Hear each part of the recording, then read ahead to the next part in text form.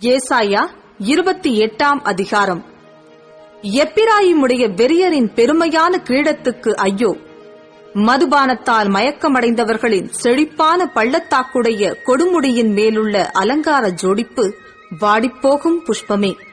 இதோ திராணியும் வல்லமையுமுடைய ஒருவன் ஆண்டவரிடத்தில் இருக்கிறான். அவன் கல்மழை போலவும் சங்கார புசல் போலவும் புரண்டு வருகிற பெருவெள்ளம் போலவும் வந்து கையினாலே அதை தரையில் தள்ளி விடுவான்.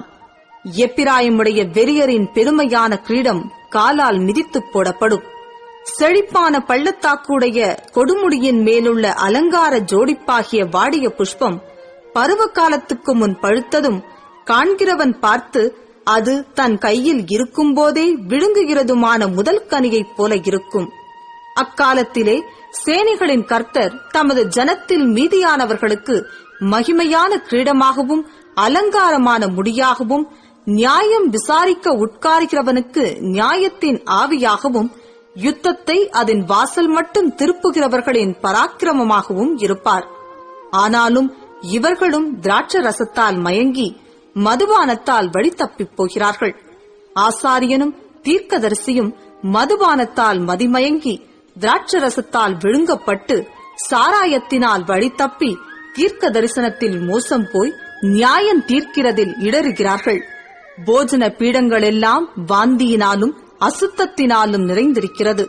சுத்தமான இடமில்லை. அவர் யாருக்கு அறிவை போதிப்பார்? யாருக்கு உபதேசத்தை உணர்த்துவார்? பால் மறந்தவர்களுக்கும் முலை மறக்க பண்ணப்பட்டவர்களுக்குமே. கற்பனையின் மேல் கற்பனையும் கற்பனையின் மேல் கற்பனையும் பிரமாணத்தின் மேல் பிரமாணமும் பிரமாணத்தின் மேல் பிரமாணமும் இங்கே கொஞ்சமும் அங்கே கொஞ்சமுமாம் என்கிறார்கள். பரியாச உதடுகளினாலும் அந்நிய பாஷையினாலும் இந்த ஜனத்தோடே பேசுவார். இதுவே நீங்கள் இளைத்தவனை இளைப்பார பண்ணத்தக்க இளைப்பாறுதல். இதுவே ஆறுதல் என்று அவர்களோடே அவர் சொன்னாலும் கேட்க மாட்டோம் என்கிறார்கள்.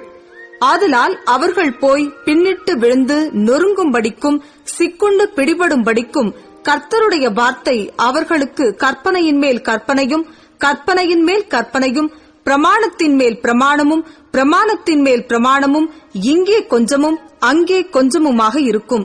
ஆகையால் எருசலேமில் உள்ள இந்த ஜனத்தை ஆளுகிற நிந்தனைக்காரரே, கர்த்தருடைய வார்த்தையை கேளுங்கள். நீங்கள் மரணத்தோடே உடன்படிக்கையும் பாதாளத்தோடே ஒப்பந்தமும் பண்ணினோம். வாதை பெருவெள்ளமாய் புரண்டு வந்தாலும் எங்களை அணுகாது.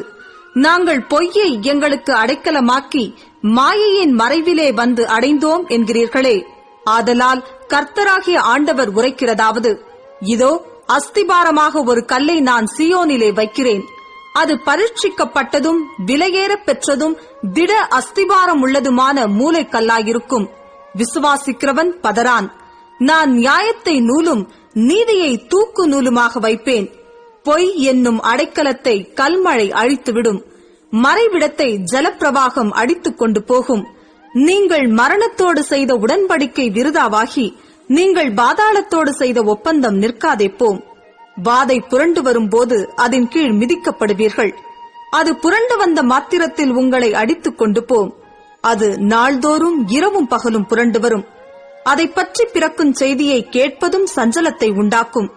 கால் நீட்ட படுக்கையின் நீளம் போதாது. மூடிக்கொள்ள போர்வையின் அகலமும் போதாது. கர்த்தர் தமது கிரியையாகிய அபூர்வமான கிரியையை செய்யவும் தமது வேலையாகிய அபூர்வமான வேலையை நிறைவேற்றவும் அவர் பெராத்சி மலையிலே எழும்பினது போல எழும்பி கிபியோனின் பள்ளத்தாக்கில் கோபம் கொண்டது போல கோபம் கொள்வார். இப்பொழுதும் உங்கள் கட்டுகள் பலத்து போகாதபடிக்கு பரிகாசம் பண்ணாதிருங்கள்.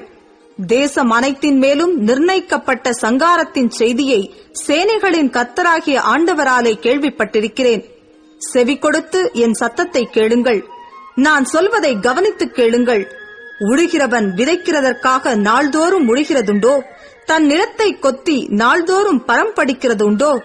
அவன் அதை மேலாக நிரவின பின்பு அதற்கேற்ற இடத்தில் உளுந்தை தெளித்து சீரகத்தை தூவி முதல் தரமான கோதுமையையும் தெரிந்து கொண்ட வார்கோதுமையையும் கம்பையும் விதைக்கிறான் அல்லவோ?